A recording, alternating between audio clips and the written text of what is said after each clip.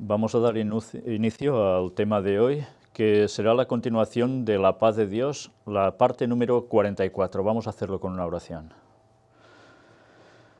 Padre nuestro que estás en los cielos, Señor, te queremos pedir que tú estés con nosotros, que tú nos ayudes a seguir dilucidando lo que hay en tu palabra, que podamos ir conociendo todo el mensaje que nos quieres dar, que vayamos profundizando en ese conocimiento que solo tú puedes darnos y que tanto necesitamos para nuestra salvación. Ayúdanos a recibir tu luz para a su vez ser una luz para muchos.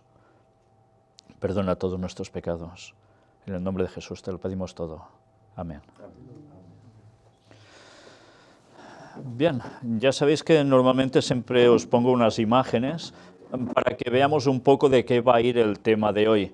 Recordemos que terminamos con Gálatas capítulo 2 y que precisamente todo lo que es Gálatas lleva un grave problema para muchos y es llegar a unas conclusiones totalmente equivocadas sobre lo que refiere Pablo sobre la ley.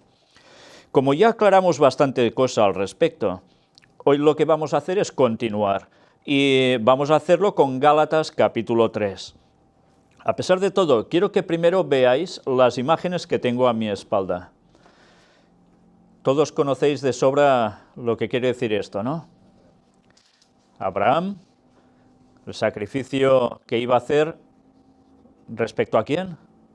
A Isaac, y que finalmente no se consumó. Pero precisamente cuando sucede este episodio, Dios le llega a decir algo que ya veremos qué es.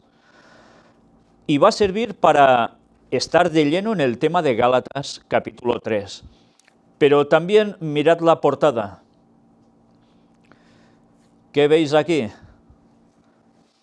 Bueno, pues esto sí que es difícil de saber. ¿Y sabéis por qué es difícil de saber?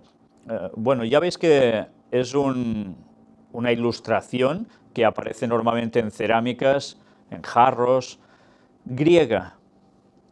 No es una imagen de cualquier otra nación o poder de esos tiempos, es de Grecia. Y aparecen dos personajes. ¿Sabéis que lo que aparece aquí es una palabra que aparece en Gálatas 3? Pero ¿sabéis qué pasa? Que como tantas veces leemos la Biblia y a veces hay una palabra que ya más o menos entendemos lo que nos quiere decir, pero no sabemos exactamente por qué se utiliza y de dónde procede su vocábulo. Pues hoy vamos a ver esto. Pero antes de todo, vamos a repasar estos días últimos que han habido noticias de ese plagio satánico del tema de la paz de Dios y que evidentemente el Vaticano, como siempre, sigue ostentando. Vamos a hacerlo muy rápido.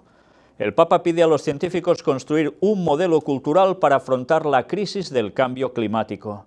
El Santo Padre, en su encuentro con la plenaria de la Pontificia Academia de las Ciencias, advierte que en la modernidad hemos crecido pensando ser los propietarios y los dueños de la naturaleza. Y entonces, junto a todo el tema de la crisis del cambio climático, evidentemente nos van señalando paz. Porque si no se soluciona, no habrá paz.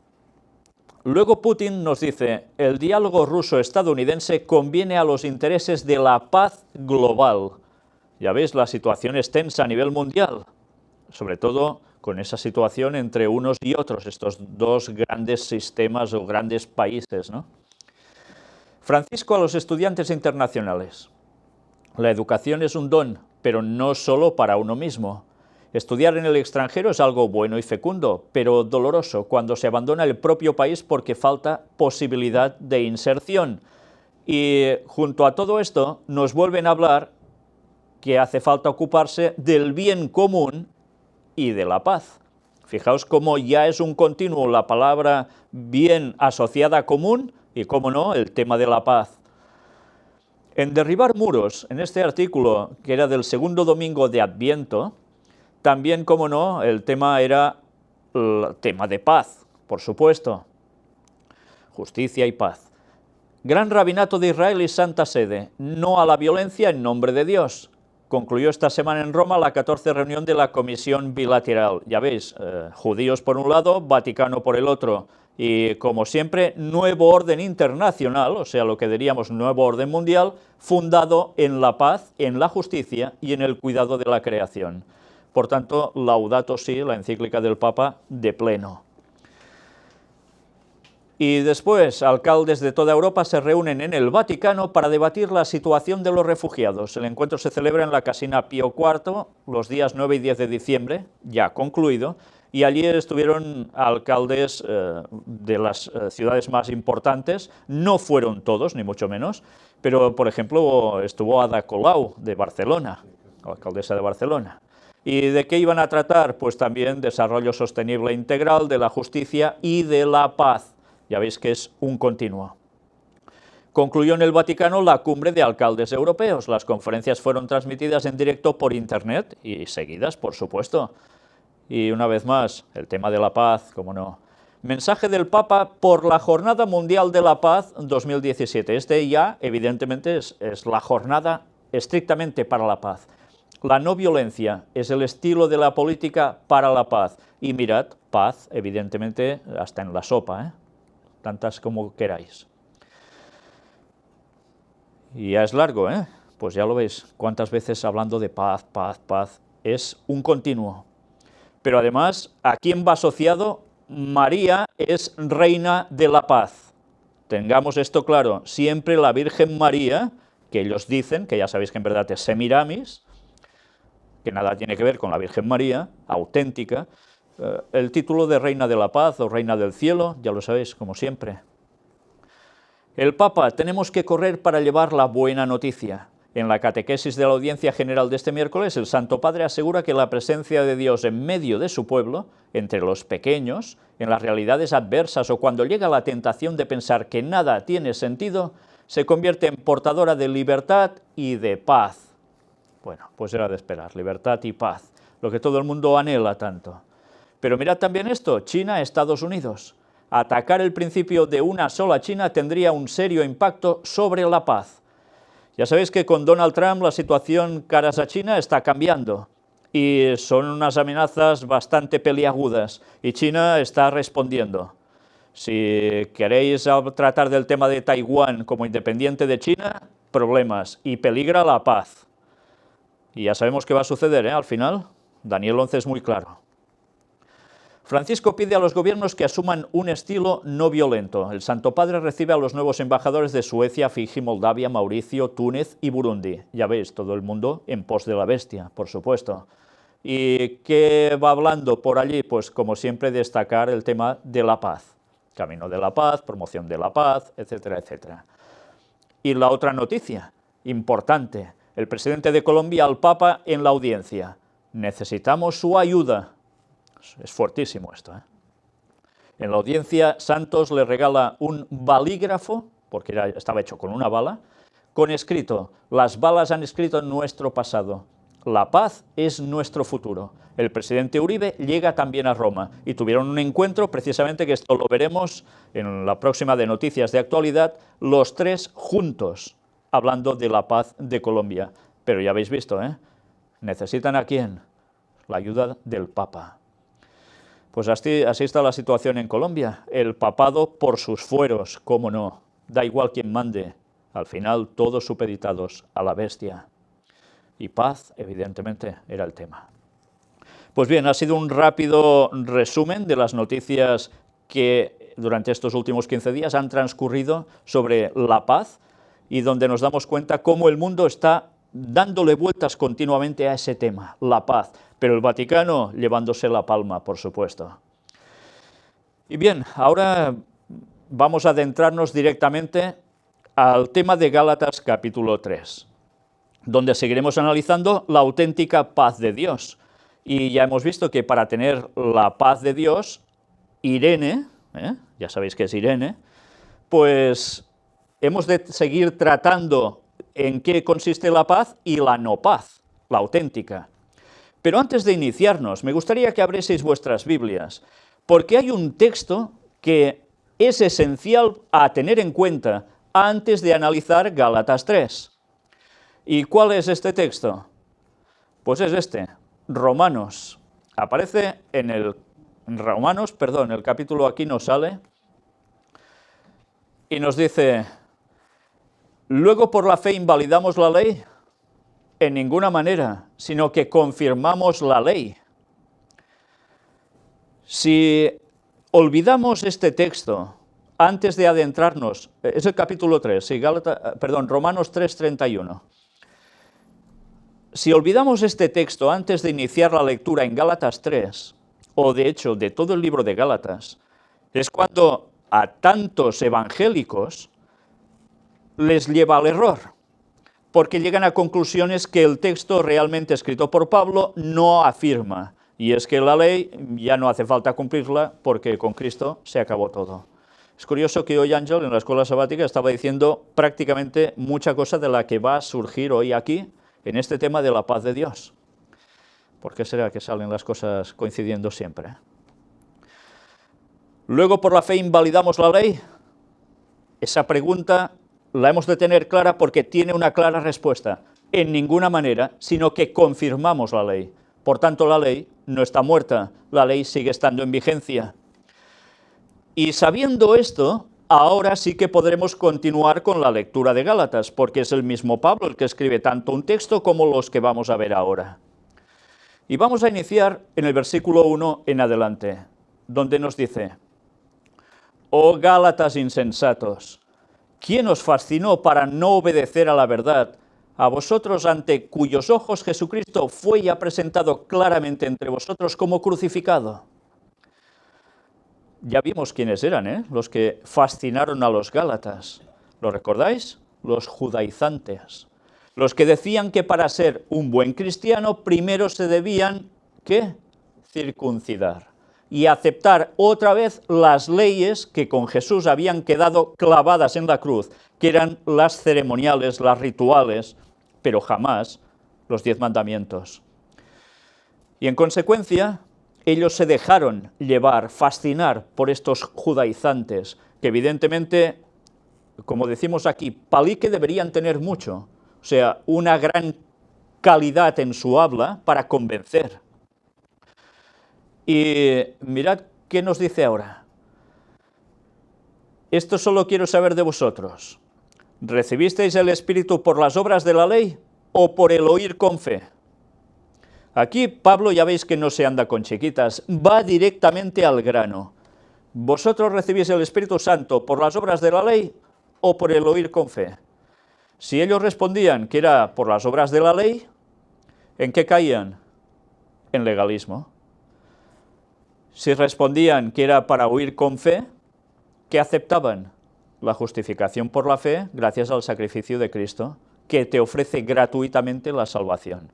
Entonces, ¿la salvación por obras o por fe? Esta es la cuestión. Evidentemente ya sabemos que hay una gran religión cristiana de tantísimos años, o se dice cristiana, que prácticamente que ha estado ostentando que la salvación es por obras.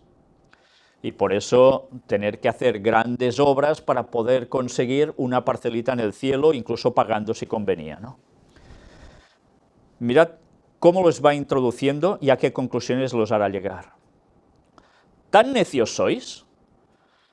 Mirad cómo Pablo será muy bueno, porque será muy bueno, pero cuando dice las cosas las dice clarísimamente. ¿Tan necios sois?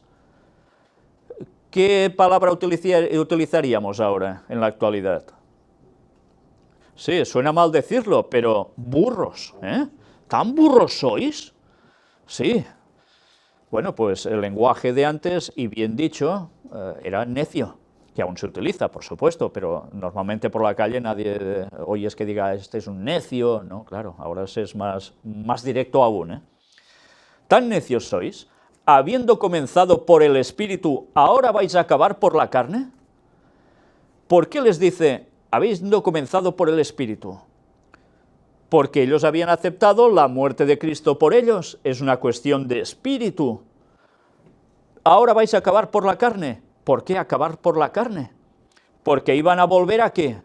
A lo mismo que los judíos les estaban diciendo, los judaizantes, tenéis que guardar la ley, pero no los 10 mandamientos solo, claro. Eran los 10 mandamientos, lo que habían añadido los judíos a los mandamientos, más toda la ley ceremonial, ritual, festiva, etcétera, etcétera. Por tanto, ¿qué iban a hacer? Retroceder, no iban a avanzar, todo lo contrario. ¿Y qué hubiese pasado si Pablo no les dice así las cosas claras con una advertencia tan radical? Pues que hubiesen seguido judaizando. ¿Y qué hubiesen conseguido estos judaizantes? Que el cristianismo hubiese desaparecido del mapa. Ya sabéis que junto a ellos había el movimiento gnóstico, y por tanto todo asociado a ese judaísmo que no aceptaba a Cristo auténticamente como Salvador, y ellos como infiltrados hicieron un trabajo espléndido. Y consiguieron que los gálatas fueran de mal en peor. Pero mirad que les pregunta ahora, ¿tantas cosas habéis padecido en vano? Si es que realmente fue en vano. ¿Por qué les dice habéis padecido en vano? Porque los gálatas, como vemos en otros lugares, cuando Pablo hace referencia a ellos, lo pasaron mal por creer, muy mal.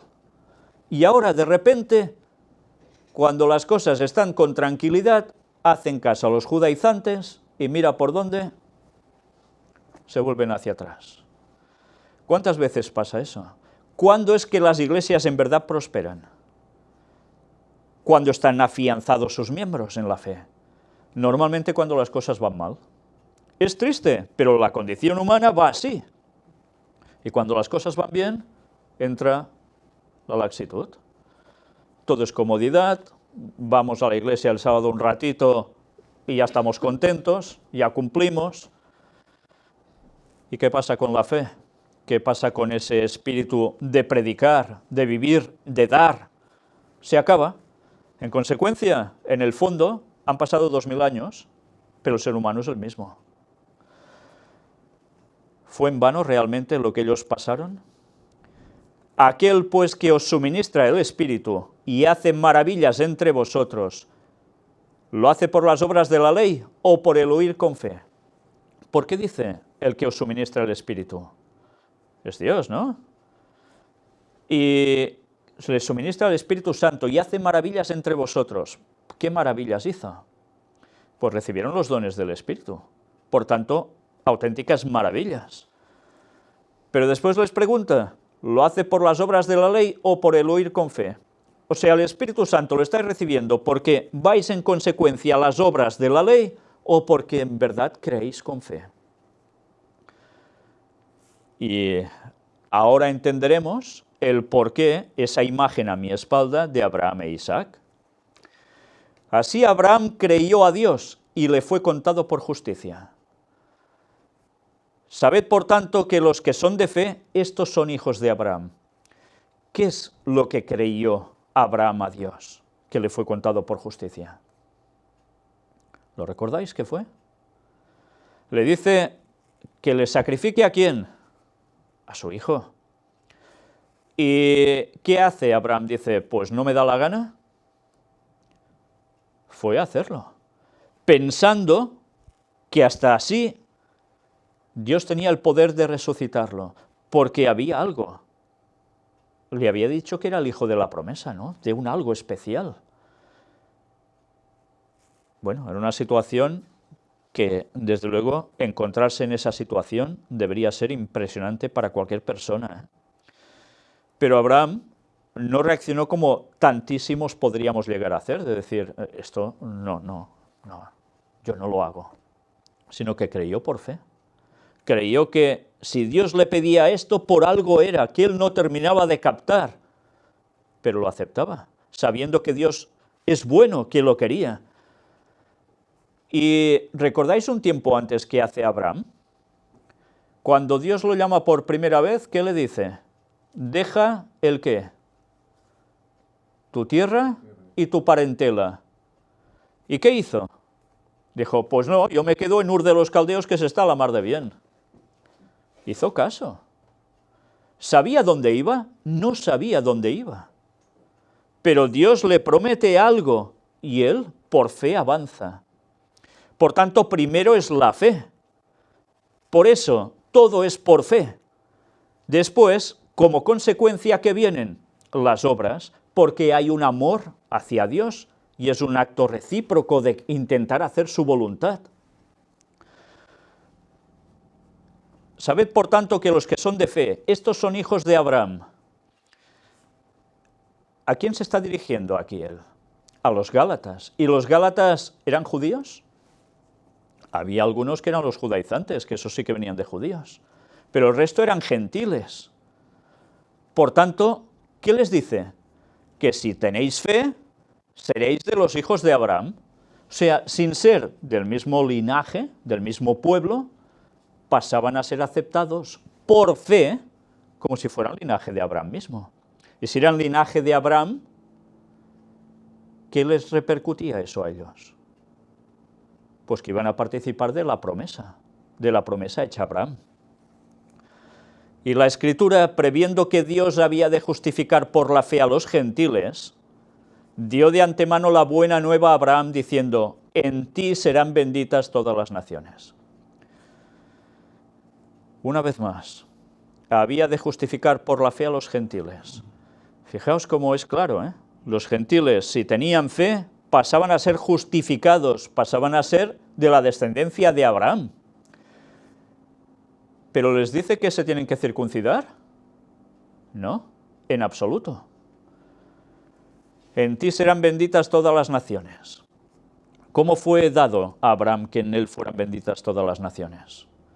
¿A través de quién? De Isaac, que era el hijo de la promesa. ¿Pero se acaba todo ahí? ¿Qué viene después de Isaac a lo largo de generaciones? ¿Quién aparece? El Mesías. Bueno, pues en él iban a ser benditas todas las naciones. De modo que los de la fe son bendecidos con el creyente Abraham.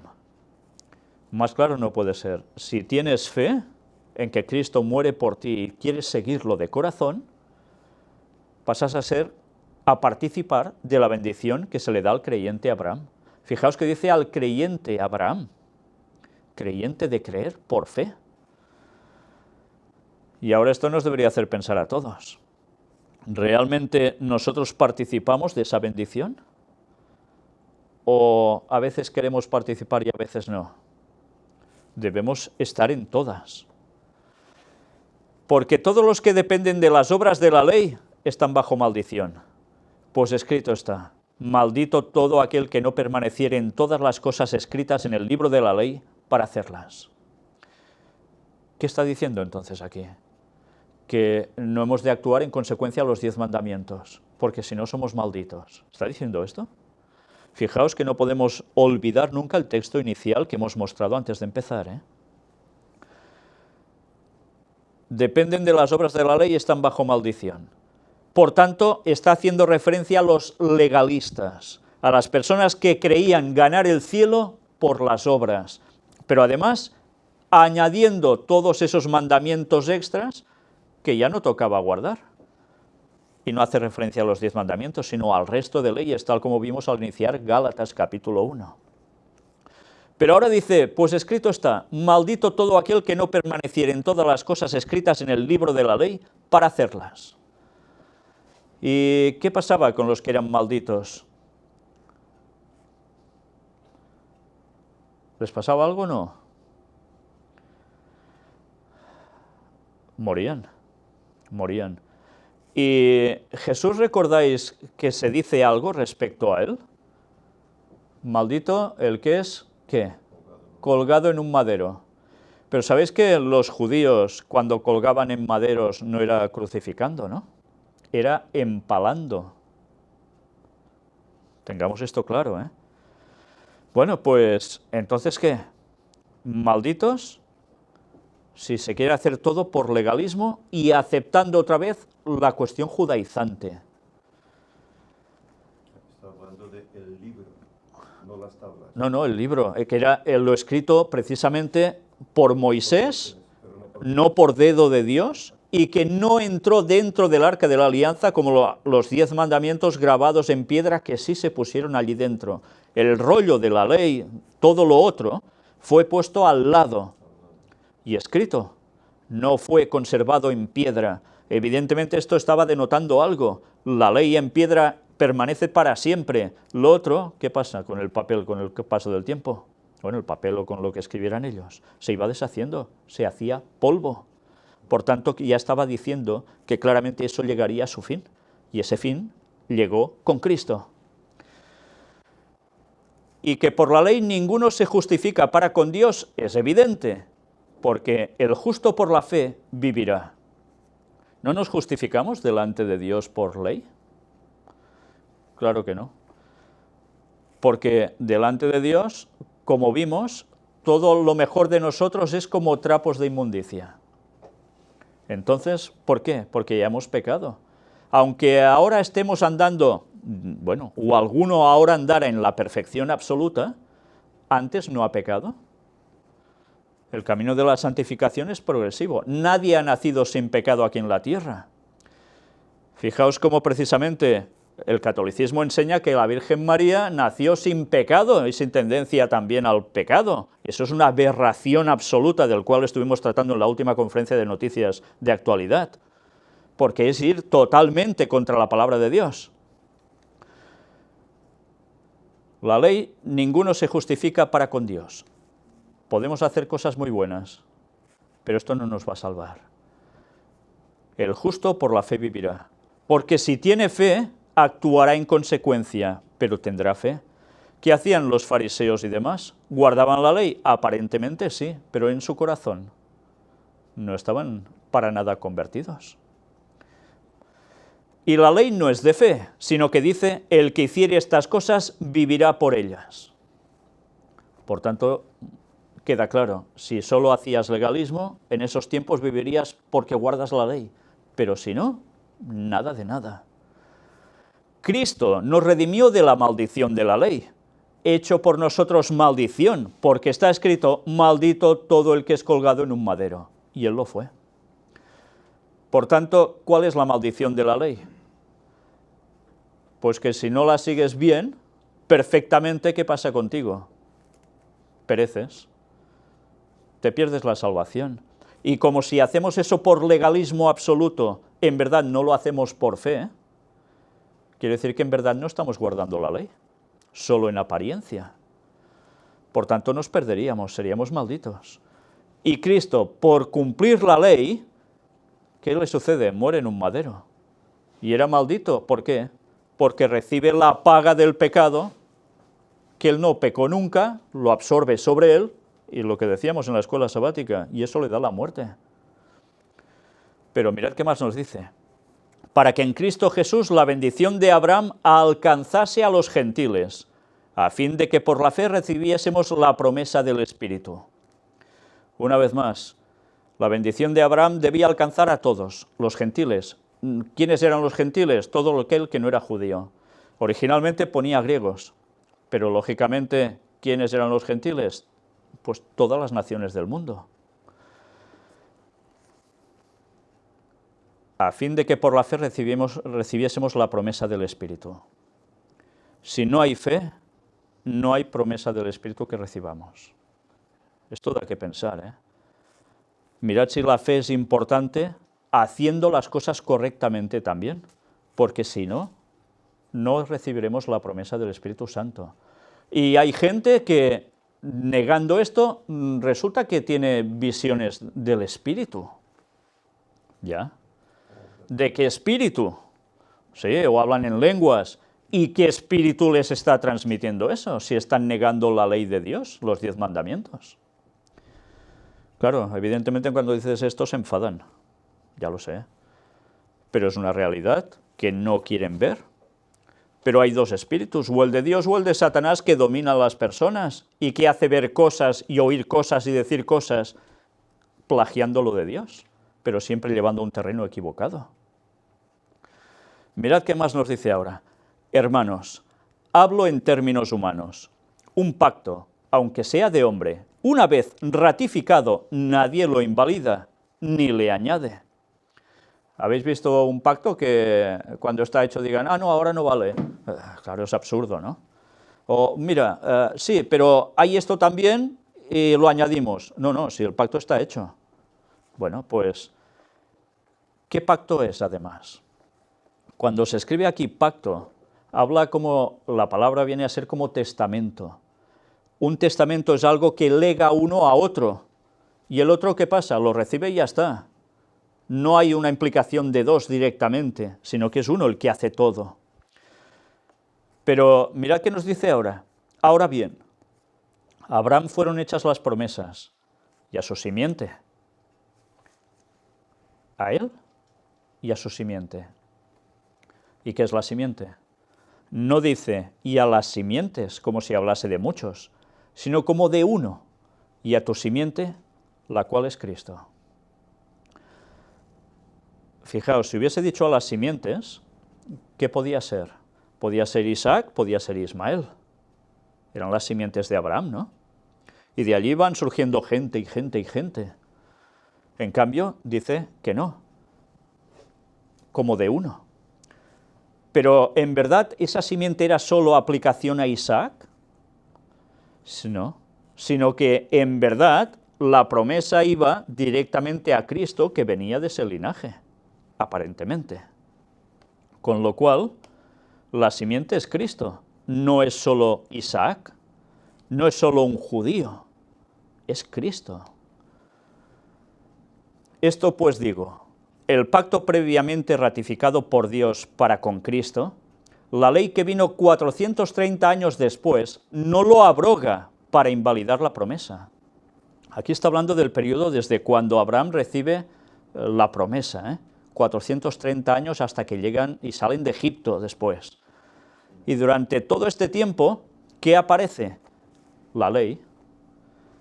Cuando Abraham sale, ¿le ha dado Dios unos 10 mandamientos y todos unos ritos ceremoniales y demás? No, se da en el Sinaí cuando han salido de Egipto. Y a partir de allí ratifica, dice, para con Cristo. ¿Por qué? Porque Cristo es la clave de todo. Pero dice, no lo abroga. No lo abroga, ¿qué es? No lo suprime, no lo anula. La ley sigue en vigencia. Porque si no, ¿qué? Se invalidaría la promesa. Por tanto, ley y promesa va junto. No se puede desasociar una cosa de otra. Y la promesa era a través de Cristo. Mirad qué más dice ahora. Porque si la herencia es por la ley, ya no es por la promesa. Pero Dios la concedió a Abraham mediante la promesa. Esos juegos de palabras del apóstol Pablo, que a veces cuando lees dices, ¿qué me está diciendo aquí? Que no me entero de nada. La herencia, dice, porque si la herencia es por la ley, ya no es por la promesa. O sea, si recibes la vida eterna a través de la ley, ya no hace falta Cristo, que es la promesa. Y evidentemente sin Cristo, ¿de qué sirve la ley? De nada. Pero Dios la concedió a Abraham mediante la promesa. Entonces, ¿para qué sirve la ley? Fue añadida a causa de las transgresiones, hasta que viniese la simiente a quien fue hecha la promesa, y fue ordenada por medio de ángeles en manos de un mediador. Entonces, ¿para qué sirve la ley? Una buena pregunta, ¿no? ¿Para qué sirve la ley? Dice, fue añadida a causa de las transgresiones, hasta que viniese la simiente a quien fue hecha la promesa. ¿Y quién era la simiente a quien fue hecha la promesa? Fue Cristo. Y fue ordenada por medio de ángeles en manos de un mediador. Ahora con este texto muchos dicen, bueno, fue añadida a causa de las transgresiones, por tanto, hasta que viniese Cristo y allí se acaba la ley. Pero una vez más, si no entendemos en qué consistía la ley, no vamos a entender nada, la ley para los judíos. Y eso lo aclaramos en el capítulo 1. Con lo cual ahora vamos a centrarnos en algo muy curioso que aparece aquí. Y fue ordenada por medio de ángeles en manos de un mediador. ¿Qué nos está diciendo aquí? ¿La ley la dieron los ángeles? ¿Por medio de un mediador? Vamos a ver qué es esto.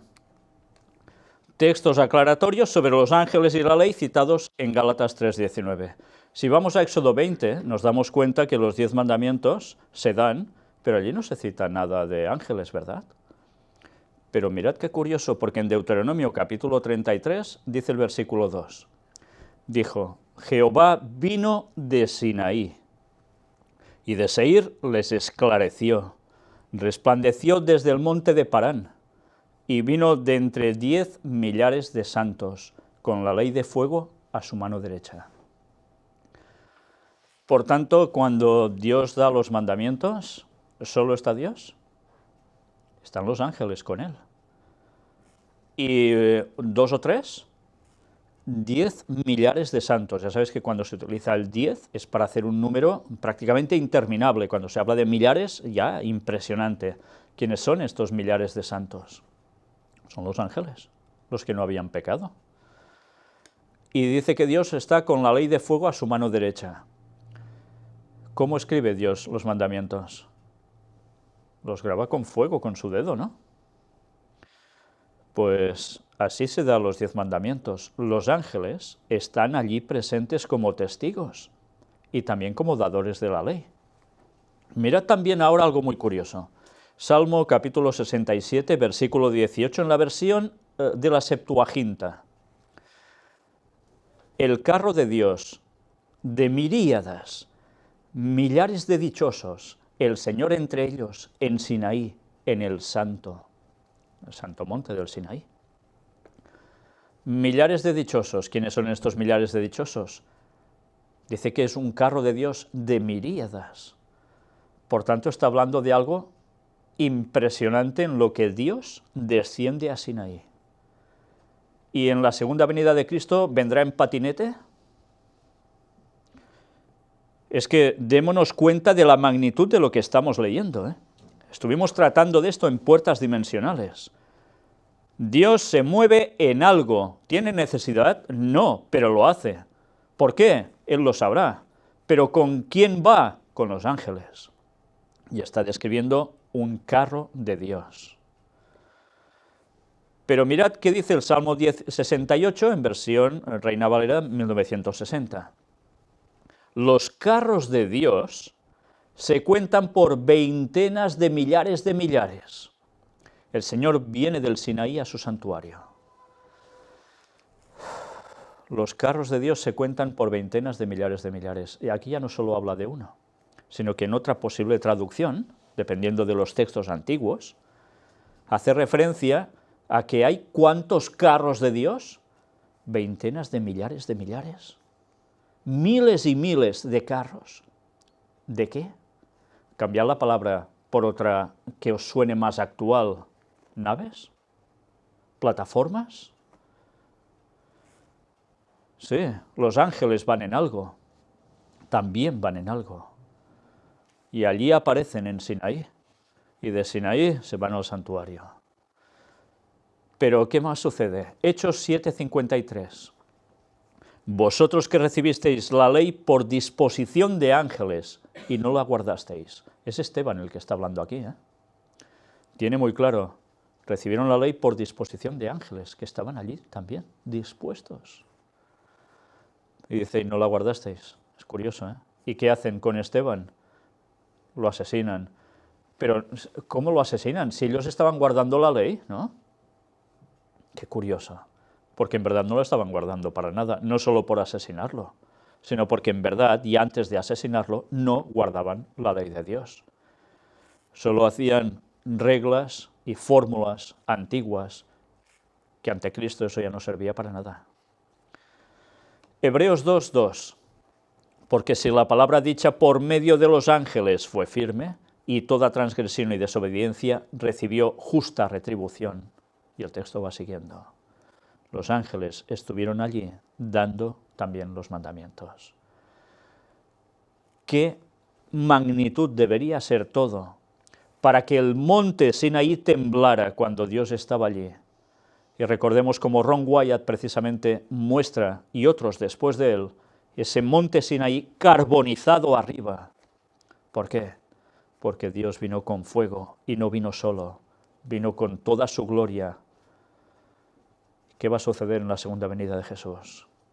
Lo mismo, pero aún con mucha más fuerza. Una vez más, esto nos está haciendo una simbología. La ley se dio en Sinaí con un gran poder manifiesto de Dios. Y la segunda venida de Jesús va a ser exactamente igual, aún con más potencia. ¿Qué quiere decir esto? Que sigue relacionado con la ley. ¿Por qué Dios pondrá a unos a su derecha y otros a la izquierda? ¿Por capricho? No. Porque hay una ley para juzgar. Y esa ley va a ser lo que van a utilizar para el veredicto, quién va a ser salvo y quién no. Y esa ley ya no será la de los sacrificios, ya no será lo de otras cuestiones de rituales y demás, sino que son los 10 mandamientos. Y si alguno aún cree que los 10 mandamientos están abolidos, pues que haga lo que quiera y que lo disfrute tanto como pueda, entre comillas, porque la cosa se le está acabando. Y luego no tendrá excusa de decirle a Dios, yo creía que ya no había ley, porque esa es la cosa más absurda que se puede llegar a decir en el cristianismo. Vamos a continuar con la lectura, donde lo hemos dejado. Gálatas 3, del 20 al 23. Y el mediador no lo es de uno solo, pero Dios es uno. Porque Dios hacía de mediador. Sí, pero ¿qué media? Porque en verdad todo es un regalo que hace Dios. Sencillamente con Cristo consigue hacer que sea el mediador absoluto. No hay otro mediador dado a los hombres sino Jesucristo, ¿no? ¿Es que sí? Luego, ¿la ley es contraria a las promesas de Dios? Fijaos, porque ahora ya es una pregunta prácticamente definitiva. En ninguna manera. ¿Queremos otra respuesta? ¿La ley es contraria a las promesas de Dios? Es que si no crees por fe, ya está. Claro, si crees por fe, serás salvo y vas a actuar en consecuencia a la ley, por amor. Porque si la ley dada pudiera vivificar, la justicia fuera verdaderamente por la ley. Quiere decir, la ley no te puede salvar, no te puede vivificar. La justicia fuera verdaderamente por la ley, si fuera así. Pero no va a ser así. Mas la Escritura lo encerró todo bajo pecado, para que la promesa, que es por la fe en Jesucristo, fuese dada a los creyentes. Una vez más, la ley que nos muestra que hay pecado. Por tanto, todo está encerrado bajo pecado, claro. Pero por la fe en Jesucristo, ¿qué consigues? La promesa. ¿Y qué promesa? La salvación, la vida eterna. Pero antes que viniese la fe, estábamos confinados bajo la ley, encerrados para aquella fe que iba a ser revelada. Antes que viniese la fe, estábamos confinados bajo la ley. ¿Qué hace referencia cuando dice antes que viniese la fe? Pues antes que viniese Cristo como tal. Estábamos confinados bajo la ley, encerrados para aquella fe que iba a ser revelada. ¿Cuándo? Pues cuando Cristo apareciese. Y a partir de allí, ¿qué? ¿Los 10 mandamientos ya anulados? Ya hemos visto que no. Pero había otro tipo de leyes que evidentemente quedaban en desuso. Mirad ahora el texto original en griego de Gálatas 3:23. Es interesante. Bueno, primero recordemos el texto. Pero antes que viniese la fe estábamos confinados bajo la ley. ¿Qué es estar confinado bajo la ley? Fijaos una vez más, cuando leemos una palabra, la de sorpresas que nos vamos a llevar, cuando ahora vayamos al original griego, extraído de este Nuevo Testamento interlineal, griego-español, y este es el texto en cuestión. No dice confinados, dice éramos custodiados. ¿Y qué significa ser custodiado? Literalmente dice esto, custodiados, no confinados, y es igual como para impedir una evasión. ¿Una evasión? Mirad, en mi viejo diccionario enciclopédico que me compró mi padre cuando yo tenía muy pocos años, que siempre se lo agradeceré, ¿qué aparece como definición? Custodia. Persona o escolta que custodia a un preso. Fijaos que está hablando de la ley, ¿eh? Persona o escolta que custodia a un preso. Si vamos a custodiar, nos dice guardar con cuidado y vigilancia. ¿Esto es lo que hace la ley por nosotros? Pues sí, nos custodia para que no nos escapemos por otros cerros, para que vayamos siguiendo por donde hemos de seguir. Y además lo hace con cuidado y vigilancia. Eso es la ley para nosotros. Vamos a continuar con la lectura porque ahora vamos a ver algo más. Gálatas 3, 24 y 25.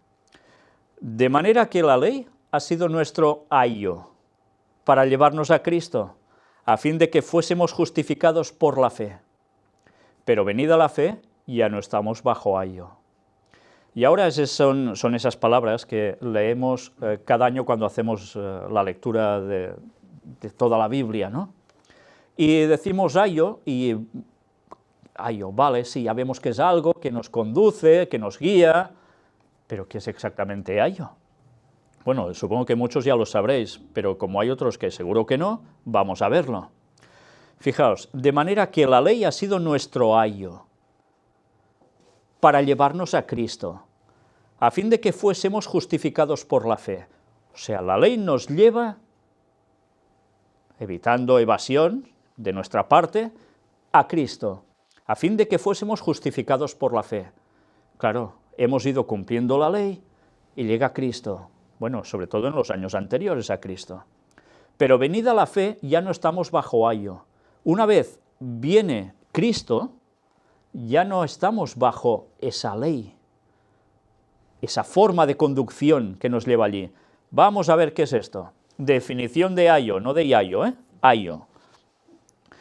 William Barclay, en palabras griegas del Nuevo Testamento, su uso y su significado, aparece precisamente 2 páginas que no tienen desperdicio. En verdad continúa, pero lo vamos a dejar así. La palabra utilizada para ayo en griego es paidagogos. ¿Os suena algo de pedagogía? La misma palabra nos presenta el gran misterio de Cristo, que es a un tiempo verdadero Dios y verdadero hombre. He aquí la razón por la que Él, y solo Él, es el único mediador entre Dios y el hombre, lo que hemos venido diciendo. Paidagogos, el guardián de la niñez. Ay, madre, ahora veréis qué cosas tan curiosas tiene el idioma cuando sabes de dónde viene todo, ¿eh? La palabra paidagogos se encuentra en el Nuevo Testamento solamente 2 veces, pero es imprescindible entender bien su significado si se quiere interpretar correctamente el pensamiento de Pablo. Fijaos cómo es importante a veces ir a las palabras originales, ¿eh? Lo mismo que del día y la hora, ¿eh? Bien, vamos a ver qué dice ahora. En 1 Corintios 4:15, Pablo dice a los corintios que aunque tengan 10.000 paidagogoi, no tendrán muchos padres, es decir, el que es su verdadero padre en la fe cristiana. Aquí la versión Reina Valera antigua y revisión de 1960 traduce ayos. La versión popular traduce 10.000 maestros. En Gálatas 3, 24 y 25, la versión Reina Valera antigua dice que la ley era nuestro ayo, paidagogos, para llevarnos a Cristo. Mas venida la fe ya no estamos bajo el paidagogos. La versión popular dice, la ley se hizo cargo de nosotros, como si fuéramos niños. Mirad qué comparativa, ¿eh? Como si fuéramos niños. Ninguna de estas traducciones es enteramente satisfactoria, por la buenísima razón de que el paidagogos desempeñaba una obligación que nada se corresponde con nuestro sistema educativo. Hasta los 7 años, el muchacho griego estaba casi exclusivamente a cargo de la madre. Mirad cómo en esto eran sabios. ¿Qué dice Elena White? Que así debería ser precisamente con los cristianos, que la madre durante los 7 primeros años estuviera con el niño siendo eso, su paidagogos en definitiva, su instructora en todos los sentidos, pero veremos que aún hay más de todo esto. Pero incluso entonces, el paidagogos de la casa, si es que lo había, decía lo que tenía que decir. Y ahora veremos quién era el paidagogos. Sócrates, en el Protágoras, en el año 325 de Platón, hablando del niño dice, apenas el niño empieza a comprender el lenguaje, la madre, la nodriza, el padre y el paidagogos se afanan por hacerlo lo más perfecto posible. ¿Quién era este paidagogos? El paidagogos se hacía cargo de la dirección del muchacho desde que éste empezaba a ir a la escuela hasta que cumplía 18 años. O sea, ahora diríamos hasta que es mayor de edad, ¿no? El paidagogos no era un maestro, según lo que nosotros entendemos por maestro, sino que su deber consistía en acompañar diariamente al jovenzuelo hasta la escuela. para asegurarse de que había llegado a ella sin tener percance alguno. Portar los libros y la lira del chico. Vigilar su conducta en la escuela y en la calle. Adiestrarlo en la moral y en el modo adecuado de comportarse. Es impresionante, ¿eh? Esto era el Paidagogos, pero mirad qué más nos dice. El Paidagogos debía comprobar que el muchacho iba por la calle con la cabeza ligeramente inclinada, o sea, no altivo, ¿eh? Debía ver que daba la preferencia a los ancianos y que guardaba silencio en presencia de ellos. Vamos, todo lo contrario a lo de ahora, ¿no? Tenía que enseñarle buenos modales a la mesa y a cuidar su porte. Venga, ponte bien, ¿eh? Venga, esa postura, ese todo. En fin, debía leccionarlo en todo lo que en griego se entiende por eucosmia, buenas maneras, buen comportamiento, alegría de la vida. Interesante, ¿eh? Buenas maneras, buen comportamiento, alegría de la vida. Por tanto piensas, ¿y la ley dicen que es una carga? Pero si es lo que te lleva a la alegría. Si cumples la ley de corazón, no tendrás problemas, serás auténticamente feliz. K.J. Freeman dice que el Paidagogos era una mezcla de nodriza, lacayo, rodrigón y tutor. Cuando en el Lysis, en 208, Sócrates trata de enseñar al joven que la vida no consiste en hacer meramente lo que nos gusta, se desarrolla la siguiente conversación. Bueno, Sócrates ahora tendría que hablar a más de un joven, también, y a otros de mayores también. ¿Te permiten que te gobiernes a ti mismo o se te niega este derecho? No, por supuesto que no me lo permiten. ¿Tienes entonces a alguien que te gobierna? Sí, mi Paidagogos, a quien ves aquí. ¿Y en qué consiste este gobierno que ejerce sobre ti? Me lleva a casa de mis maestros. ¿Veis la diferencia entre uno y otro? La tarea del Paidagogos era ansiosa y sumamente práctica, sobre todo si el joven era altivo e independiente. Platón decía que el Paidagogos es a su carga lo que el inválido a su salud. Tiene que seguir a su enfermedad donde ésta le conduzca, siendo incapaz de combatirla y pasa su vida en perpetua ansiedad sin tiempo para otra cosa. Esto lo escribe Platón en República, el año 406. Clemente de Alejandría tiene una obra llamada El Pedagogo, en la cual asemeja la palabra a nuestro Paidagogos y dice: el Paidagogos, por ser práctico y no teórico, ansía perfeccionar nuestra alma y adiestrarla en la vida virtuosa, no en la intelectual, sino en el vivir cotidiano. Plutarco, en su biografía de Quinto Fabio Cunctator, cuenta cómo Fabio derrotó a Aníbal, siguiendo la táctica de ir continuamente tras él. Fabio continuaba sin pelear. Cuando los ejércitos de Aníbal marchaban, él también. Los más fogosos, los que deseaban entrar en combate, tenían a Fabio en poco, hablando mal de él aún a su mismo ejército, y se burlaban llamándole el Paidagogos de Aníbal, ya que no hacía otra cosa que seguirle arriba y abajo como un criado. Esto aparece en Plutarco, Vida de Fabio. Se nota claramente que el Paidagogos tenía una tarea muy constante y responsable. Por cierto, antes os he dicho que eran los años, no, esos son las citas donde se encuentra, el lugar. Pero la médula del asunto viene ahora. Algunas veces el esclavo escogido para ser Paidagogos, ¿veis? Era un esclavo, era viejo y de mucha confianza. Había algunos que tenían un elevadísimo concepto de su labor. Se decía de un buen Paidagogos que cuando le preguntaron ¿cuál es tu deber?, él replicó: mi deber es hacer del muchacho lo mejor. Interesante, ¿eh? Cuando Temístocles quiso enviar a Jerjes el mensaje secreto que causó la ruina del caudillo persa, utilizó a Siquinnos, el Paidagogos de sus hijos, al que después recompensó con dinero y concediéndole la ciudadanía. Esto aparece en Heródoto 875. A veces, ciertamente el Paidagogos era el amigo de confianza de la familia, pero muy a menudo el Paidagogos era un individuo poco satisfactorio, pues con mucha frecuencia se le escogía para esta tarea porque, como Plutarco se queja, era demasiado viejo y endeble para realizar cualquier otra.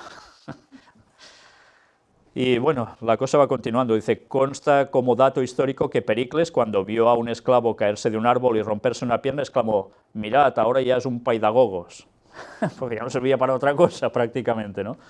Bueno, pues ya veis, era un personaje normalmente anciano, no podía hacer muchas otras cosas, pero ciertamente algunos se lo tomaban muy en serio, y estos que se lo tomaban muy en serio son el reflejo de lo que hacía el ayo respecto a llevarnos a Cristo, cuidando de nosotros, nuestra integridad, nuestra forma de hacer todo correcto. Pero no era el maestro. Cuando llega ¿quién? Es el maestro. Llevaba a los maestros. Llevaba, por tanto, este ayo que escribe Pablo, ¿a quién? A Cristo. La ley debe llevarnos a Cristo. No a rechazarlo, ni a rechazar al propio paidagogos, ¿eh? Todo lo contrario. Y ahora... Estaba desvirtuado el paidagogos. Sí, estaba desvirtuado y tanto, y con la ley hicieron lo mismo los fariseos y tantos más, al punto que ya consideraban que no era suficiente y que tuvieron que hacer ampliar esa ley en tantas normas absurdas, en cantidades industriales y otras cosas. Pues mirad, esta es la representación de un paidagogos. Ahora entendemos esta imagen, ¿no? Hoy sí que te lo he puesto difícil, ¿eh, Josep? Mirad, el mozuelo que decía el texto es el que va delante, un chico joven, evidentemente no debería tener aún los 18 años, porque si no ya no estaría con él, pero el paidagogos lleva algo, la lira del chico, sí, porque eran instruidos también musicalmente, pero lleva algo en la mano, que no lo utiliza solo para andar. ¿Veis una vara? ¿Sabéis que se le representa en numerosas ocasiones a un paidagogos con una vara? Porque si el chico se pasaba de rosca, ahí estaba para marcar las pautas. Sí, y los padres no lo consideraban mal, ¿eh? Cuidado, precisamente intentaban que el paidagogos fuese una persona lo más equilibrada posible para que hiciese del niño un buen chaval. Qué lástima que ahora la educación haya cambiado tanto, ¿no? En según qué sentido, claro. Evidentemente no hace ninguna gracia que te marquen con vara, ¿eh? Pero hay veces que desde luego es necesario encauzar a las personas cuando son jóvenes de modos muy correctos, porque ya vemos cómo está yendo el mundo, precisamente porque a los niños no hay que decirles nada, que hagan su vida prácticamente, y la educación no la haces tú en casa, sino que la van a hacer todo lo otro que a Satanás le gusta tanto, hasta conseguir desvirtuar a los jóvenes al punto que se está llegando tantas veces, por desgracia. Pero este era el paidagogos, este era el ayo. Y este señor llevaba al maestro. O sea, la ley nos lleva a Cristo. Continuamos con la lectura ya terminando. Gálatas 3, del 26 al 29 dice, pues todos sois hijos de Dios por la fe en Cristo Jesús. Qué bonito, ¿eh? No importa de dónde seas, por la fe en Cristo Jesús ya eres hijo de Dios. ¿Dice por las obras? No, por la fe. Claro, tú crees en Él, eso ya es lo que cuenta en verdad. Porque todos los que habéis sido bautizados en Cristo, de Cristo estáis revestidos. Qué bonito, ¿eh? Pero claro, hemos de haber sido bautizados en Cristo. ¿Qué quiere decir ser bautizados con Cristo? Pues morir y levantarnos otra vez, morir al pecado y resucitar a una nueva vida, dejando de lado lo malo. Y de Él estamos revestidos entonces. Qué bonito, estás revestido de Cristo. Cuando Dios te mira, si te ve que estás revestido de Cristo, ¿qué ve en ti? Lo mejor, lo mejor. Sí, se ve a sí mismo, claro, porque Jesús es Dios. Si no estamos revestidos de Cristo, ¿qué ven nosotros? Trapos de inmundicia, desechos. Con lo cual, el verdadero cristiano debe bautizarse. Claro que debe bautizarse. Y participar de la muerte de Cristo y su resurrección. Una vez más, al tercer día, recordamos toda la situación, ¿no? Lo que nos lleva también a ¿qué? A esperar el momento del retorno de Cristo, después de 2000 años. Ya no hay judío ni griego, no hay esclavo ni libre, no hay varón ni mujer, porque todos vosotros sois uno en Cristo Jesús. Aquí está claro. Cada uno evidentemente cumplirá su función. Todos seguirán cumpliendo su función, cada uno su rol, pero ante Dios todos somos uno. Uno en Cristo Jesús. Y si vosotros sois de Cristo, ciertamente el linaje de Abraham sois y herederos según la promesa. Qué bonito. Si somos de Cristo, pasamos a ser linaje de Abraham con toda certeza. Y por tanto heredamos ¿el qué? La vida eterna. ¿No es lo que queremos en verdad? ¿Y quién nos lleva hasta Cristo? Ya lo habéis visto, evidentemente la fe, pero la ley nos ayuda a que no nos desviemos. ¡Qué maravilla! Todo va unido. Y si alguien pone dudas a eso, una vez más que recuerde el primer texto que hemos mostrado. La ley de abrogada nada, la ley sigue en vigencia. Y mirad, si hacemos alusión a Gálatas 3:29, que dice, si vosotros sois de Cristo, ciertamente el linaje de Abraham sois y herederos según la promesa, Gálatas 3:29 hace alusión a Génesis 22. ¿Y qué es Génesis 22? ¿Recordamos la escena?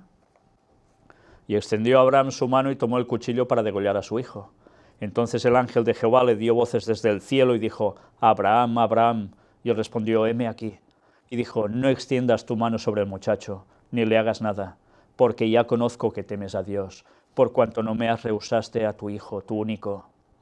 Entonces alzó Abraham sus ojos y miró, y he aquí sus espaldas un carnero trabado en un zarzal por sus cuernos. Y fue Abraham y tomó el carnero y lo ofreció en holocausto en lugar de su hijo. En lugar de su hijo. Aquí no sacrificó a su hijo. Y llamó a Abraham el nombre de aquel lugar, Jehová proveerá. Está haciendo referencia lo que hemos visto de Gálatas 3:29 a este episodio. Jehová proveerá.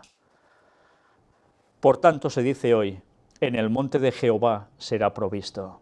Y llamó el ángel de Jehová a Abraham por segunda vez desde el cielo y dijo, por mí mismo he jurado, dice Jehová, que por cuanto has hecho esto, y no me has rehusado tu hijo, tu único hijo, de cierto te bendeciré, y multiplicaré tu descendencia como las estrellas del cielo y como la arena que está a la orilla del mar, y tu descendencia poseerá las puertas de sus enemigos. En tu simiente serán benditas todas las naciones de la tierra, por cuanto obedeciste a mi voz. Gracias a lo que hizo Abraham por fe, que iba a obrar en consecuencia, todas las naciones pueden ser benditas y acogerse a la simiente que era Cristo, acogerse a la salvación. Por tanto, Gálatas 3:29, esa promesa que se nos da a todos para ser linaje de Abraham, vengamos de origen judío o no, es igual, ahí todos cabemos. La salvación es para todos. Y eso es lo que Pablo les venía a decir. Seguid avanzando, no judaicéis. Pero ahora resulta que nos vamos a encontrar con otra gran cuestión. Viene Gálatas 4, que es lo que veremos si Dios quiere el próximo día. Y en Gálatas 4 vamos a ver una vez más cómo Pablo se dirige contra los que están judaizando. Y le suelta un texto, entre muchos otros que vamos a leer, que sigue siendo algo que tanto se aferran a ello para decir, ya no debéis guardar el sábado, eso está clavado en la cruz. Pues vamos a ver qué texto es y vamos a ver cuál es su auténtico significado, en vez de cerrarnos por banda. Si no se investiga, de poco nos vamos a enterar. Y por desgracia a muchos les va tan bien no hacer caso, de querer profundizar, quedarse en la superficie y decir, no hace falta ya guardar el sábado. Pues bien, eso lo vamos a ver con la ayuda de Dios el próximo día. Pero esta epístola a los Gálatas, desde luego, no tiene desperdicio si la vamos analizando bien, porque echa por tierra todo lo que dicen algunos, que los 10 mandamientos ya no pintan nada. Pero sin los 10 mandamientos, siguiéndolos, aceptando por fe a Cristo, no vamos a ser salvos. Si me amáis, guardad mis mandamientos, dijo Jesús, ¿verdad? No olvidemos eso. Pues bien, vamos a terminar con una oración.